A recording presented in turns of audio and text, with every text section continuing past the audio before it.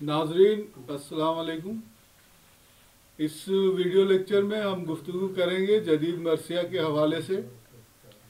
इससे पहले वाले लेक्चर में हमने थोड़ी सी बात की थी क्लासिकी मरसिया के मुतालिक कि मरसिया उर्दू मरसिया किस तरह से दक्कन में शुरू होता है और फिर वो दिल्ली होते हुए जब अवध या लखनऊ पहुंचता है तो वो अपनी तरक्की की इंतहाई मंजिलों पर होता है और उसके बाद आमतौर से ये तस्वर पैदा हो जाता है कि अब शायद मरसिया में इसके बाद तरक्की के नए जिहाद पैदा होना मुमकिन नहीं है।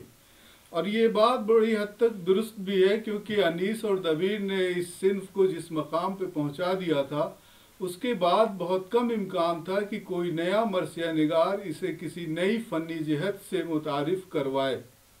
लेकिन जाहिर है कि मरसिया का मौजू और फ़न के लिहाज से इसके अंदर इतनी वुसअत है कि ये कभी जामिद सिन्फ के तौर पर किसी भी ज़माने में नहीं रहा। और हम ये देखते हैं कि जब 20वीं सदी शुरू होती है तो मरसिया में एक नई जो है फ़नी जिहत मुतारिफ होती है और जिसे हम जदीद मरसिया के उन्वान से जानते हैं। कहा ही जाता है कि उर्दू में जदीद मरसिया को मुतारिफ कराने का काम जोश मलिहाबादी ने अंजाम दिया। जोश मलिहाबादी ने 1920 में आवाज़े हक के नाम से एक मरसिया लिखा था। उस मरसिया में उन्होंने वाक़या करबला और इमाम हुसैन के मसाइब का जिक्र करके उसे अपने ज़माने के हालात से रब्त देते हुए जलियांवाला बाग के उस हादसे का जिक्र किया था जिसमें सैकड़ों लोग लुक़्मे अजल बन गए थे। उन्होंने उस हवाले से अंग्रेज़ हुकूमत पर शदीद नुक्ताचीनी की थी और उसके जुल्म और मजालिम को ये कहकर हमारे सामने पेश किया कि जिस तरह से इमाम हुसैन के दौर में यजीद ने जुल्म की इंतहा की थी, उसी तरह से बिल्कुल ये बरतानवी हुकूमत है जो हिंदुस्तानियों पर जुल्म कर रही है, हत्ता कि उनकी जान लेने से भी वो बिल्कुल नहीं हिचकती। 1920 में तख्लीक किया गया ये मरसिया जदीद मरसिया का पहला नक्श तस्लीम किया जाता है। उसके बाद जोश ने एक और इसी तर्ज का मरसिया लिखा जिसे हम हुसैन और इनकलाब के नाम से जानते हैं। हालांकि आवाज़े हक और हुसैन और इनकलाब की तख्लीक के दरमियान तकरीबन 19-20 बरस का फासला है, लेकिन जाहिर है कि इस फासले के दौरान जोश ने बहैसियत शायर मुख्तलिफ तरह के दुनियावी तजर्बात हासिल किए। इसके अलावा ज़िंदगी और मामलाते ज़िंदगी के मुतालिक उनका अपना एक ज़ाविये नज़र जो था वो मज़ीद मुस्तहकम और महकम होता गया, जिसका अक्स हम हुसैन और इनकलाब में देख सकते हैं। जोश के साथ जो दूसरे मरसिया निगार जिन्होंने जदीद मरसिया के हवाले से नुमाया खिदमात अंजाम दी हैं, उनमें नसीम अमरोवी का जिक्र होता है, सैयद आले रज़ा का जिक्र होता है, नज्म आफंदी का जिक्र होता है और जमील मजहरी का जिक्र होता है।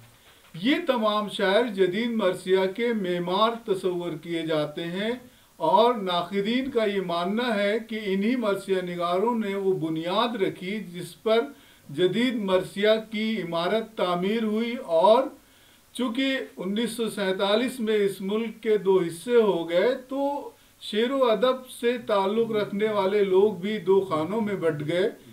तो जदीद मरसिया से ताल्लुक़ रखने वाले ये जो बुनियाद गुजार शायर थे, इनमें से बेशतर हिजरत करके पाकिस्तान चले गए थे। मसलन आले रज़ा, नसीम अमरोवी, नज्म आफंदी। हिंदुस्तान में सिर्फ जमील मजहरी बाकी रहे थे। जोश भी कुछ अरसा बाद पाकिस्तान चले गए। तो इस लिहाज से हम ये कह सकते हैं कि पाकिस्तान की सरजमीन जदीद मरसिया के लिए बड़ी ज़रखेज़ हो गई। हालांकि हिंदुस्तान में भी जमील मजहरी अपने दम पर यह कोशिश करते रहे कि वो जदीद मरसिया को नए फ़नी जिहाद से मुतारिफ करवाएं और न सिर्फ मुतारिफ करवाएं बल्कि उसकी तरक्की के लिए वो असबाब मुहैया करें जो इस 20वीं सदी में मरसिया जैसी सिन्फ को तरक्की के मदारिस से हमकिनार कर सके। जदीद मरसिया और क्लासिकी मरसिया में फ़र्क ये है कि क्लासिकी मरसिया मुख्तलिफ अज्जा की पाबंदी के साथ लिखा जाता है, जिसमें चेहरा, सरापा, रुखसत, आमद, रजस, जंग, शहादत और आखिर में बैन का जुज होता है। जदीद मरसिया निगारों ने ये किया कि मरसिए में इन अज्जा की पाबंदी को लाजमी नहीं करार दिया। दूसरा ये कि जदीद मरसिया किसी न किसी अपने दौर के समाजी, सियासी या माशरती मसले पर जो है वो लिखा जाने लगा। वाक़े करबला के हवाले से इन मौज़ूआत को रब्त देकर मरसिया की असरी मानवियत को जो है नुमायाँ करने की कोशिश जदीद मरसिया निगारों ने की। और इस सिलसिले में हम ये देखते हैं कि 1947 से कबल जब हमारा मुल्क आज़ाद नहीं हुआ था और यहाँ पर अंग्रेज़ों की हुकूमत थी, उस ज़माने में नसीम अमरोवी और जोश मलियाबादी और उनके हमअस्र दूसरे मरसिया निगारों ने वाक़े करबला पर जो मरसिए लिखे, उसमें उन्होंने अंग्रेज़ों के उन मज़ालिम का ज़िक्र यजीद के दौर से मुशाबे करके किया, जिससे ये अंदाज़ा होता है कि वो अपने मौजू को अपने ज़माने से किस तरह से रब्त देने में कामयाब रहे। तो असरी मानवियत या असरी हिस्सियत जो है वो जदीद मरसिया की नुमाया शनाख्त रही है। और जदीद मरसिया निगारों ने अपने अहद के मसाइल और मौज़ूआत को बड़ी खूबसूरती से मरसिया के कालिब में ढाल कर वाक़े करबला से उसको रब्त देते हुए हमारे सामने पेश किया है। शुक्रिया।